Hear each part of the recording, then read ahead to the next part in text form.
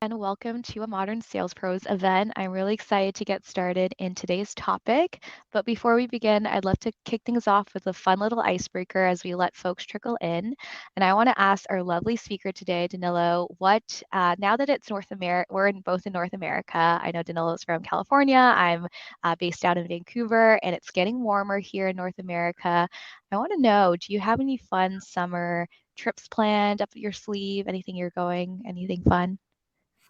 Yeah, no, I'm originally from Montenegro. So for you that don't know where Montenegro is, it's down in the Balkan area, right across from Italy, right next to Greece. And so my parents are still there, and so I always plan my 1 year trip over there. Every year I'll go for like 2 to 3 weeks and work remote. So I'm very excited to go back there, see him, get a chance to hang out with my cousins and so forth. So very excited about that. Nice. How long is that trip?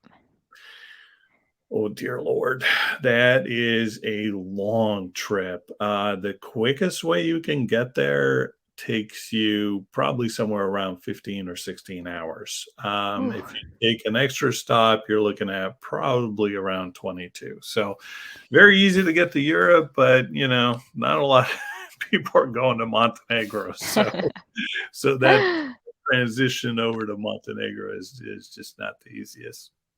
Yeah, I'm really good at long flights. I tend to just fall asleep throughout. All my friends are jealous, but 15 hours, I that's that's similar to when I traveled to Barcelona when I was in Toronto. So definitely understand the long flights and compression socks and all that. Well, that sounds fun. I hope you have an awesome trip. Thank you for sharing. So let's get started. Today's topic, looking for more at bats, 5 real buying signals driving pipeline growth. But before we begin, I'll say a few words about the team at Modern Sales Pros. Hello, everyone. My name is Angelica. I'm one of the community event managers at MSP. And for those of you who are not familiar, Modern Sales Pros is the world's largest and highest quality community for those in sales management, sales leadership, sales and revenue operations, and enablement, aka our modern sales pros. Our mission is to create an environment for our members to answer questions they struggle to solve on their own and help them to see around corners they may not know about. We do this through live sessions like the one you're at today. We also have an online robust forum, and we also have our quarterly summits, which I'll talk about in the next slide. So if you're not already a part of MSP, you'll be invited to join after the event. And speaking of our summit, we have our next summit, Camp Modern Sales, on July 18th to the 19th, with over 15 plus events, 3,000 modern sales pros in attendance, and 35 high caliber speakers. You'll hear from leaders at SalesLoft, Outreach, Gainsight, Stage 2 Capital, plus so much more. So don't miss out and sign up today. I will drop the link in the chat. So definitely sign up for free. It's going to be a great event, and I know RollWorks is participating as well. Some quick housekeeping notes. Just a quick reminder that this event is being recorded. So if you have a colleague or friend that couldn't make it, don't worry. The recording, along with the key takeaways, Danilo's amazing presentation that he'll share in the next few minutes, along with any blog posts or articles mentioned on this call, will be made available on the MSP previous event page, and I will also send it to you via email before the end of the day. Second, if you have a question for Danilo, please use the Q&A function at the top right-hand corner or in the chat box, and also let us know where you're calling in from. We highly encourage participation in our events. We also have a fun little poll in the presentation, so be sure to input your answers once that's live. And next, I'm super excited to announce today's sponsor for this event, RollWorks, a division of NextRoll. They offer ambitious B2B companies an account-based platform to align their marketing and sales team confidently grow revenue. Powered by data and machine learning, RollWorks solutions address the needs of orgs large and small, from those with best-in-class ABM programs to those just beginning their exploration. I'm going to drop their website in the chat, so learn more about them. They're doing awesome things. Now, I'm super excited to introduce our speaker for today's presentation, Danilo. If you want to do a quick introduction for you, and then I can stop sharing so you can share your slides. you can let me know how you kind of want me to move forward with that. Oh yeah, you can walk through with the slides as well. That'd be great. So, Okay. thank you for having me. Thanks for the intro, Angelica. I really appreciate it. So, I've been in the sales and sales development arena for roughly about 20 years or so, and probably somewhere in the neighborhood of about 6 or 7 of that has been in Martech and the ABM space. So, very passionate about this topic. I think it's very much appropriate for my background, and I really hope that you get some stuff out of it. But as Angelica mentioned, let's make it interactive. If you have some questions, would love to hear from you. But in case that you don't get a chance to ask the questions, I'm always on LinkedIn, so please hit me up, and would love to chat. And I will drop Danilo's LinkedIn in the chat, so definitely connect with him there.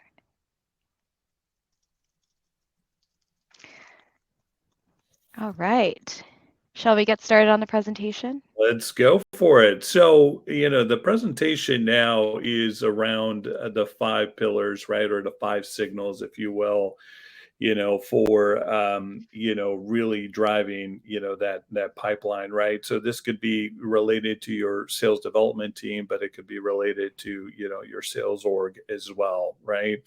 So, the big, topic for today is how do you actually, get the big picture when you're reaching out to prospects out there and utilize all the signals that we have these days. If you're using an ABM platform, you're probably aware of a lot of this stuff. But if you're not, this will be a really, really good intro for you. So, as I was thinking about this topic of like, okay, how do you incorporate all these signals? How do you think about this strategically and holistically? It came to me in just a simple poll that I'd like to throw out here, which is on the next slide, Angelica, if you can move it forward, which Yep. is how you sort of view your SDR approach, right? And so not necessarily, how are you structured, right? There's a number of different ways how you can structure your teams there internally, but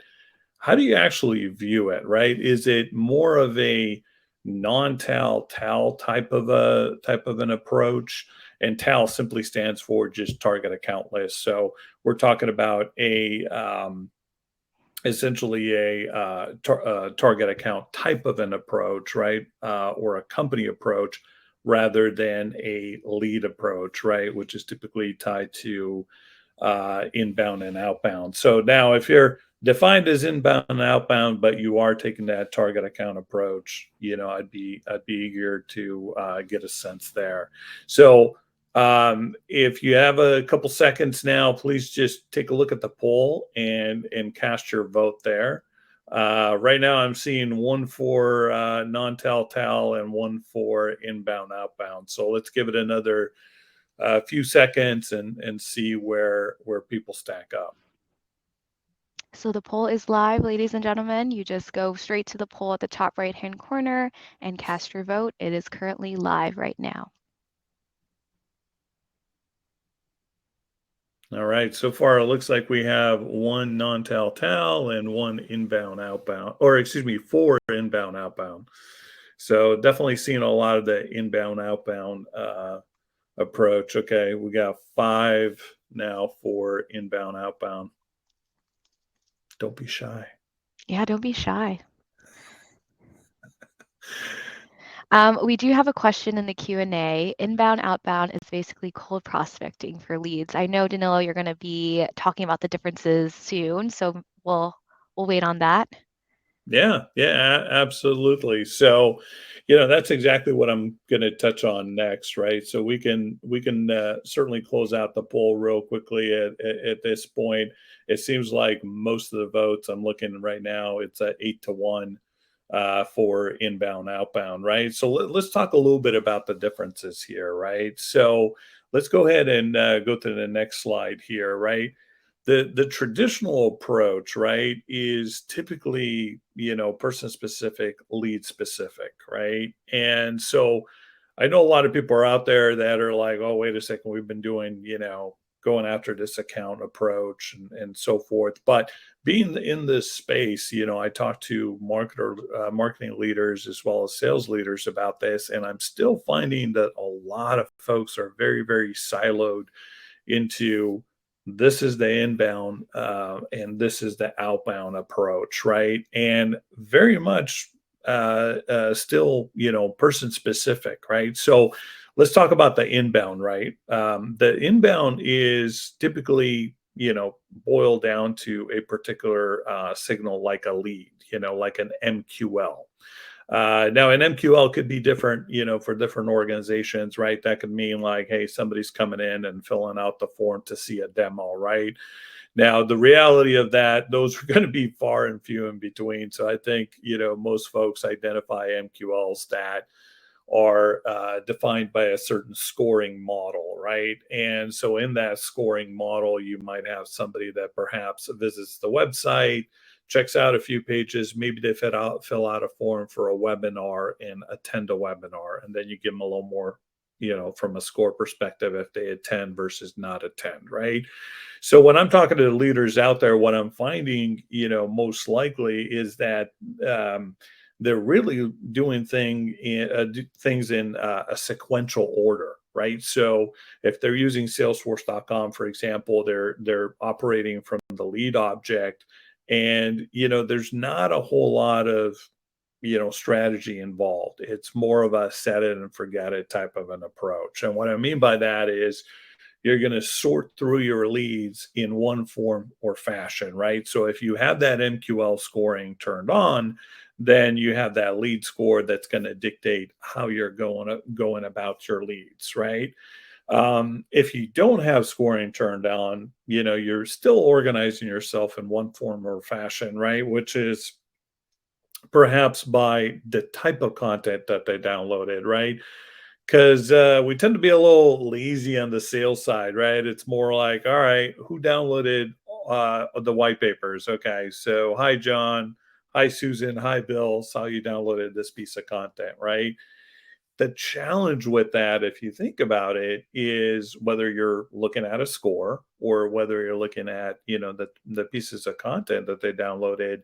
Um, Unless you're going above and beyond that, you're going to miss a lot of stuff, right? So, number one that you're going to miss is, for example, John might be your top MQL, for example, at let's pick a company out there, let's say Kaiser Permanente.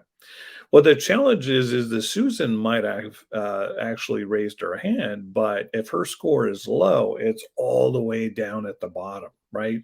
So you might call John and then call Susan, for example, the next day, or reach out to Susan later, down in your lead queue.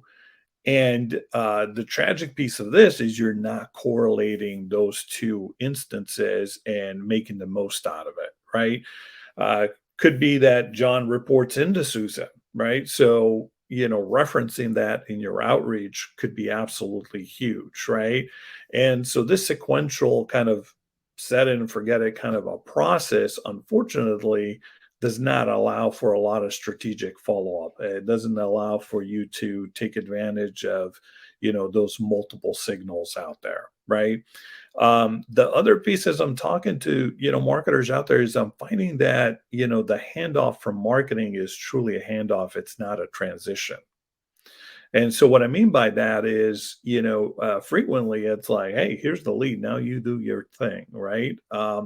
What we do here internally at RollWorks is we actually have that transition where the lead is handed off, but the marketing coordination, the marketing plays that we have behind the scenes are still happening, right?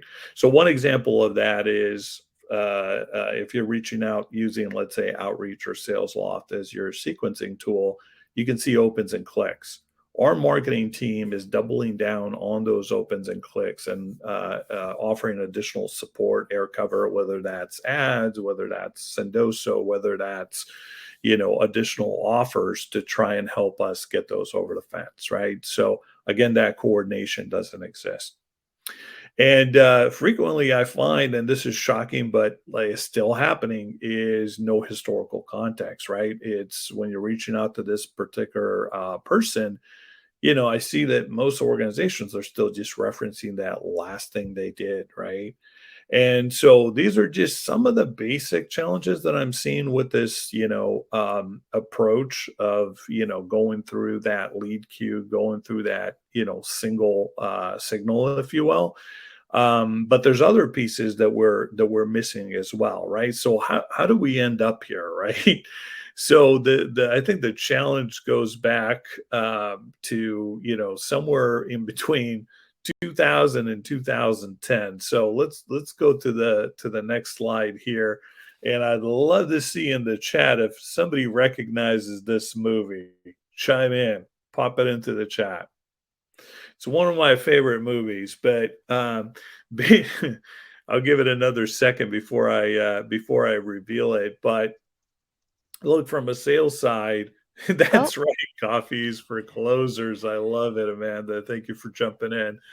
Um, the I wish marketers would actually reply with this more often, because between 2000 and 2010, there was a flurry of just a bunch of leads. Scoring wasn't really developed that well, right? And then towards the end of that, decade, you saw a lot of organizations start to pop into places like Marketo and Eloqua back in the day, right? And so, what did they develop as a result, right? Sending us a bunch of leads. We're complaining that the leads are weak. The leads are not weak. You're weak. So, Glengarry Glen Ross, Amanda Bryant, thank you for jumping in on that. But ultimately, what happened soon after, go to the next slide, Angelica, please, is development of the funnel, right? So everybody's like, all right, well, we're going to nurture them, right? Maybe they're not ready yet, right? So what happened is you had all of these massive signals from a marketing side at the top, and the reality is none of them were actually making it down to the bottom, right? What was trickling down is really just that MQL. None of the other signals, unfortunately, were making it down. But man, the first place was Cadillac. Steak knives for second. Had to jump in there. So where so where did that leave us, right? So let's go ahead to the next slide here.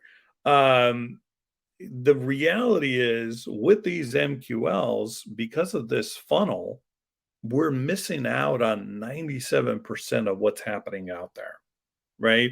So the form fills are only 3% of all the activity that's happening out there, right? Now, if you're one of those folks like an MQL is a form fill that somebody requests a demo, then that's probably 3% of the 3% that you see on the screen, right? So the reality here is there's a ton of amazing information out there that is simply not being shown to us, right? Until, now the emergence of ABM, where, okay, now show me everything that's happening here. I do want to go after this in a more strategic way. I want to move away from leads and start targeting accounts, right? Now, don't get me wrong, right? I wanted to spell this out. The MQL is not dead, the funnel is not going away, but start taking advantage of these other signals, right? Like, who's visiting your website, right? Who's doing research, on your competition outside of your website, third party, sites, right? Third party content syndication sites, right? Who's opening your sales emails and your marketing emails, right? So you start to really take advantage of all of these different signals to make sure that you have a complete picture before you actually reach out, right? Because it's important, sometimes you have just that one chance to actually make an impression. So a coordinated strategic effort using all these signals is going to help you increase that reply rate, right? That's really what matters to me is the reply rate. ultimately, you increase the reply rate, the meetings are going to go up, the volume, the pipeline, all that kind of stuff is going to go up. But once we actually start eating our, or taking advantage of this approach and eating our own cooking, so to speak, right? What we saw here internally on is a lift on the strategic account outreach by about 75%. We saw the reply rates go up, and on the SMB accounts, we saw somewhere around 250% lift, right? Because to me, it's like, oh, people are like, are you getting meetings? Are you not getting meetings? And a lot of my team members would get beat down, and they would, feel like disillusioned because they are getting replies and they're getting, hey, thank you for the great email. Today is not the right time. Let's circle back in 3 months. That's a win. If you're not celebrating that internally, start celebrating that internally. The the vein of my existence is a maybe. That's the non-reply. You have no idea what's going on. I would really just appreciate a yes or a no, right? And so no's are still good. They just mean not right now, right? So it's never a hard no, right? We even have a Slack channel that we dedicated to personalization wins, and everybody's posting in there the personalized email they sent out that got a response, right? And it involves all of these signals that you see on the screen now. So let's dive into every single one of these one at a time. So, Angelica, if you can advance it, right? So we got the MQLs, right? We talked about the MQLs and the benefits of them, but they're also scarce, right? They don't tell you the entire picture either, right? So the idea here is to go beyond just this, high fit account, high fit person, right? So let's go to the next slide. So the second signal that, I wanted to talk about is hot contacts. Now, this is going to be a new signal for most people out there. This is, there's technology out there that I think most people understand that, there's technology out there that can de-anonymize and tell you what company is coming to your website and engaging with you. There's technology out there that can actually go to the de-anonymization at the contact level. And so these are the reason I call them hot contacts is these are account contacts that are potentially clicking on your links in Outreach and Sales Loft. But the challenge that you have with that is that that they clicked on your link, but you don't know where they went after that, right?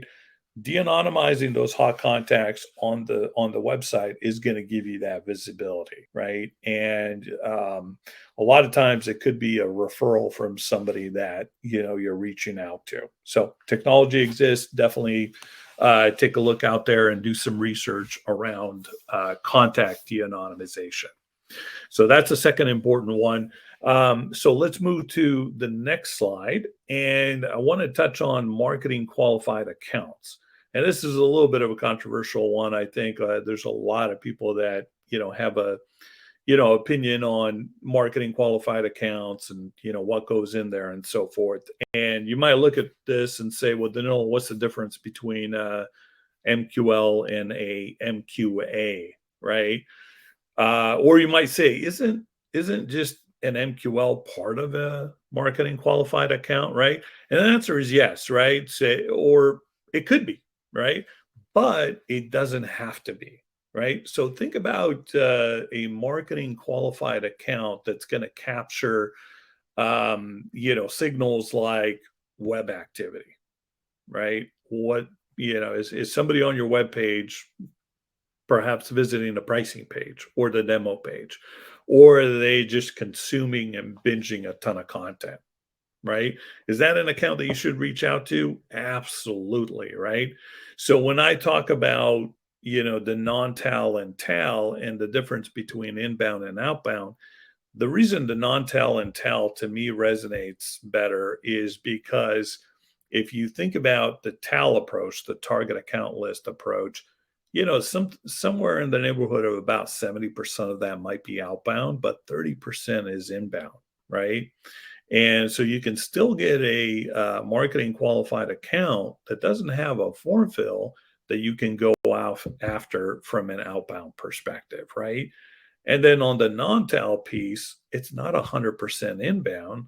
Just flip-flop those numbers. 70% inbound, 30% outbound, right? You're going after those other signals out there and reaching out to those other people within the organization, right? And so that's a little bit of the difference there.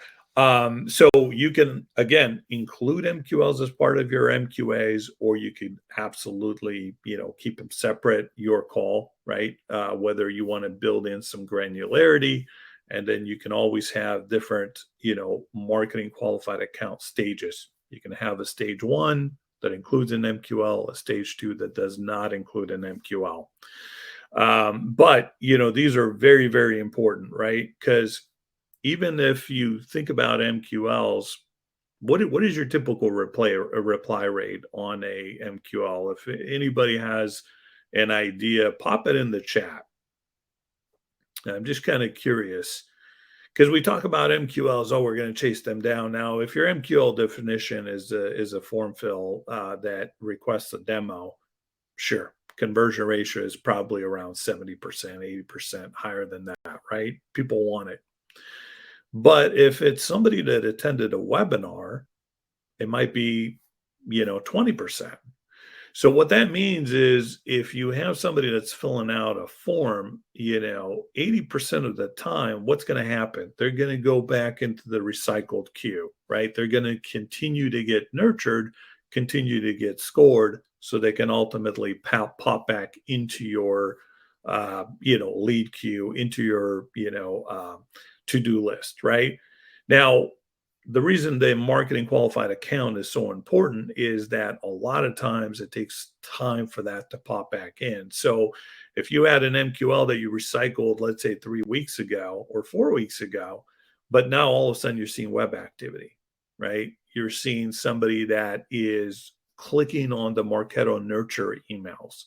Those are all very, very powerful engagement signals that you want to take advantage of. So I think I beat this marketing qualified account to death, but I just wanted to make sure that people understood what that difference is between a, MQA and an MQL, and that the two, while potentially linked, could be seen as separate as well. And now the last signal here, or not the second to last, is intent qualified accounts, right? So there's a lot of talk about intent out there. There's really amazing vendors like G2 Crowd that for example aggregates a lot of that data that people consume, right? So they can read the reviews, they can see the comparisons between software, right? There's category intent out there, right? So these are categories like account-based marketing would be a category, for example. If you're looking at, let's say, targeting the information security space, encryption could be a category. Data loss prevention could be a category, right? So there's a lot of vendors out there that'll group that information into those buckets for you. But if you're brand new and to the market, or you have a new product release that is, for example, new disruptive technology, that might not fit into those categories. So there's a third category out there of intent called keyword intent. And so the idea here is to almost create like a Venn diagram and a single score that's going to overlay all of those signals into a single score for you, and give you the confidence that you're going to see less of those false positives when it comes to the intent piece, right? So that's the fourth one there. And if I actually look internally here at RollWorks and kind of step back and think to myself like, okay, well, what are we getting out of each one of these buckets? I'll share some internal data here with you. On average, we would see probably somewhere in the realm of 2 to 3,000 MQLs, right? This is per month, right? And if you're looking at, marketing qualified accounts, you're talking about an additional probably 2 to 3,000 there. Intent qualified accounts, I mean, this could be like 4 to 5,000, right, for the account-based marketing space because it is a pretty hot market at this point, right? And these are all additive, right? On the hot contacts, it's probably these are fewer. We're talking about in the hundreds, but they're absolutely high quality, right? Because these are the folks that are coming to your website. They haven't been opted in. You don't know who they are, and now they're getting de-anonymized, so you actually can chase them down, right? So if you think about it, we're taking the couple thousand that you're having and doubling and tripling that from a standpoint of MQAs, intent qualified accounts, and hot contacts, right? So all of that really just adds up, right, and gives you more to really, chase down. Now, the final one, Angelica, if you want to move to the next slide, is that wraps all of this together is really around account. Sorry, I already talked about this one. So account news, right? So in terms of account news, I'm sure most organizations out there, do something along these lines, right? This is basically the research that you do, from an SDR or sales perspective prior to reaching out to the account. So there's a number of vendors out there to pick from. The biggest thing here is pick one that's going to aggregate all the key signals that you care about, right? So whether that's product releases, hiring, funding, new offices being opened up, anything along those lines that you feel is relevant for your business. You want to have something that's going to tee up those specific ones rather than aggregating data that you just kind of have to piece together, right? So there's a lot of really, really good platforms out there to choose from that will get very, very specific on that end. So again, really the wrap up for this, Angelica, I think this is the final slide. Yep. Thank you for your help on this. Is just go beyond that MQL, right? It's and a very important signal, right? But it's not the only single signal out there, right? Because the idea here is to understand who are those 4 or 5 individuals within the organization that are actually engaging, whether it's on your site, whether they're filling out, attending, one of your trade shows or what have you, and correlating them in a single message, right? It'll do wonders for your SDR team in terms of prioritization. But again, going back to, the biggest piece for me is really the reply rate, right? Like I said, we've seen tremendous success using this. Our reply rates, skyrocketed. So, keep that in mind. So, that really wraps it up. Angelica, I don't know if we want to open it up for questions at this point. Yeah, absolutely. Does anyone have a question? Please drop it in the chat along with the Q&A as well. You can use that function. I also wanted to double click on the personalization and messaging point. RollWorks actually sponsored a really great event back in December. Danilo was part of the panel on Ghosted No More strategies for personalization and messaging that if you're curious to see, I definitely think you should check it out. I'm going to drop it in the chat message to watch that recording. And that kind of double clicks and explores more on the messaging piece because I know RollWorks does a really great job on personalization and messaging. All right. Does anyone have any questions? If not, we can conclude the event. Thank you again, everyone, for attending. Thank you for participating in the polls and dropping your movie. You're really good at figuring out what that movie was. I only know the actor. I need to watch that movie. But thank you, everyone, for attending, and thank you, Danilo, for this awesome session. I will follow up via email with the recording key takeaways, and anything mentioned on this call will be made available on the MSP website. Thank you again, and we will see you at the next event. Bye, everyone. Cheers, everyone. Thank you.